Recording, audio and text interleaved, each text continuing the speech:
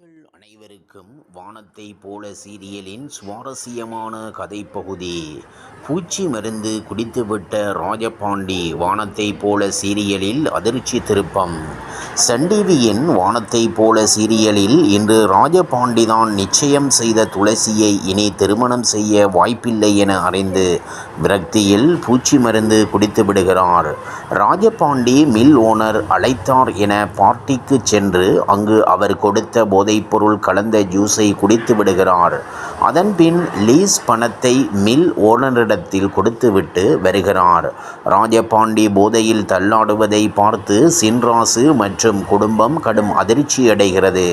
அதனால் அவர் நிச்சயம் செய்த துளசியை திருமணம் செய்ய முடியாத நிலை ஏற்பட்டது. மேலும் அந்த மில் ஓனர் லீஸ் பணத்தை தரவே இல்லை என கூறிவிட்டதால் அந்த பணமும் இழந்து நிற்கான். குடிக்கவே இல்லை என துளசி மீது வைத்திருக்கும் பாசத்தின் மீது சத்தியம் செய்து சொல்கிறார் ராஜபாண்டி. தான் குடிக்கவில்லை என்பதை நிரூபித்துவிட்டு தான் இருந்த வீட்டில் வாசப்படி மிதிப்பேன் என கூறிவிட்டு கிளம்புகிறார் ராஜபாண்டி.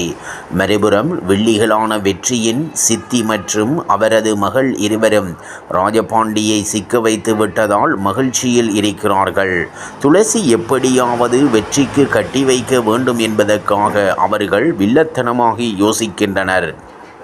அதற்கு பிறகு ராஜபாண்டியிடம் பணத்தை ஏமாற்றிய மில் ஓனர் அந்த பணத்தை எடுத்துக்கொண்டு பேங்குக்கு போகிறார். அந்த பணக்கட்டு மீது கோவிலில் வைத்த மஞ்சள் குங்குமம் அப்படியே இருப்பதை பார்த்து வெற்றி அது ராஜபாண்டியின் பணம் என கண்டுபிடிக்கிறார். போலீஸை கூப்பிடுவதாக வெற்றி கூறவே மில் ஓனர் தான் செய்த தவறை ஒப்புக்கொள்கிறார். பணத்துக்கு ஆசைப்பட்டு இப்படி செய்துவிட்டதாக கூறுகிறார். பணத்தை கொடுத்துவிட்டு அவர் சென்று விடுகிறார். ராஜபாண்டி சின்ராசு வீட்டிலிருந்து வயலுக்கு செல்கிறார். அங்கு அவர் கொண்டு வந்திருந்த பூச்சி மருந்தை குடித்து விடுகிறார். அடுத்த ஜென்மத்திலாவது நான் உன்னுடன் சேர்ந்து வாழ வேண்டும் என மிகவும் எமோஷனலாக பேசுகிறார் அவர். அதன்பின் அவரே நடந்து சென்று அப்பா மற்றும் அம்மாவிடம் பேசுகிறார். இனி நான் குடிக்கவே மாட்டேன், இதுதான் கடைசி குடி. துளசியை வேறு நல்ல மாப்பிள்ளைக்கு கட்டி கொடுத்து விடுங்கள். நான் பூச்சி மருந்து குடித்து விட்டேன் என கூறி சரிந்து விழுகிறார். அவரை அருகில் இருப்பவர்கள் ஹாஸ்பிட்டலுக்கு கொண்டு செல்ல தூக்கிச் செல்கின்றனர். இத்துடன் இன்றைய எபிசோடு முடிந்தது. ராஜபாண்டி உயிர் பிழைப்பானா என்பது நாளை தெரியவரும். வெற்றி பெற்ற ராஜபாண்டி சின்ராசின் பெருமை பேசிய துளசி அண்ணாத்த பிஜிஎம் பறக்கும் வானத்தை போல சீரியல். தன் அண்ணன் சின்ராசி விட்டு கொடுத்ததாலேயே தனது கணவன் வெற்றி பெற்றார் என்று துளசி தனது அண்ணனுக்காக பேசுவது போல வானத்தை போல தொடர் என்று நிறைவடைந்தது. சன் தொலைக்காட்சியில் ஒளிபரப்பாகும் தொடர்கள் பெரும்பாலும் குடும்ப உறவுகளுக்கு அதிக முக்கியத்துவம் அளிக்கும் வகையிலே இருக்கும். அந்த வகையில் அண்ணன் தங்கை பாசத்தை மையமாக கொண்டு ஒளிபரப்பாகி வரும் வானத்தை போல தொடருக்கு என்று ஏராளமான ரசிகர்கள் உள்ளனர். சின்ராஜ் துளசியின் அண்ணன் தங்கை பாசம் ரசிகர்களை கவரும் வகையில் தொடர்ந்து இருந்து வந்தது. இந்த தொடரில் சின்ராஜ் துளசி கதாபாத்திரங்கள் மாறிய பிறகு ரசிகர்களுக்கு சற்று ஏமாற்றம் ஏற்பட்டது.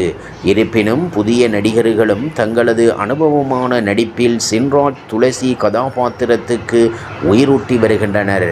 தனது சொந்த மாமன் குடும்பமே இன்று பகையாளியாக மாறியதால் தங்கை துளசியிடம் சரியாக பேச முடியாமல் அண்ணன் சின்ராஜ் அவதிப்பட்டு வருகிறார். அவரது அவதியை துளசியின் மாமனார் தங்கை ரசித்து வருகிறார். இந்த நிலையில் நேற்றைய எபிசோடில் சின்ராஜும் துளசியின் கணவர் ராஜபாண்டியும் சிலம்ப போட்டியில் மோதுவது போன்று காட்டப்பட்டிருந்தது. இன்றைய எபிசோடில் ராஜபாண்டி வெற்றி பெற்றது போல காட்டப்பட்டது. இருப்பினும் தனது தங்கையின் கணவன் என்ற ஒரே காரணத்துக்காகவே சின்ராஜ் சிலம்பு போட்டியில் வெற்றியை விட்டு கொடுத்திருப்பார். இதை ஏற்க மறுத்த ராஜபாண்டி குடும்பத்தின் முன்பே மீண்டும் சின்ராஜ் அந்த திருவிழா கூட்டத்தில் ஒரு கும்பலையே துவம்சம் செய்து தனது பலத்தை நிரூபிப்பார். இன்றைய எபிசோடின் இறுதியில் எனது கணவன் வெற்றி பெற்றது சந்தோஷம் என்றால் அதைவிட எனது கணவன் வெற்றி பெற எனது அண்ணன் விட்டு கொடுத்தது ரொம்ப சந்தோஷம் என்று துளசி கூறுவது போல இன்றைய எபிசோட் முடிகிறது. இந்த தொடர் முழுவதும் தனி பிஜிஎம் எதுவும் போடாமல் அண்ணாத்த படத்தின் பிஜிஎம்ஐ பயன்படுத்தி வருகின்றனர். இவ்வாறாக வானத்தை போல சீரியலின் சுவாரஸ்யமான கதைப்பகுதி செல்கிறது. இனி சுவாரஸ்யம் உங்களை காத்திருக்கிறது. மீண்டும் சந்திப்போம்.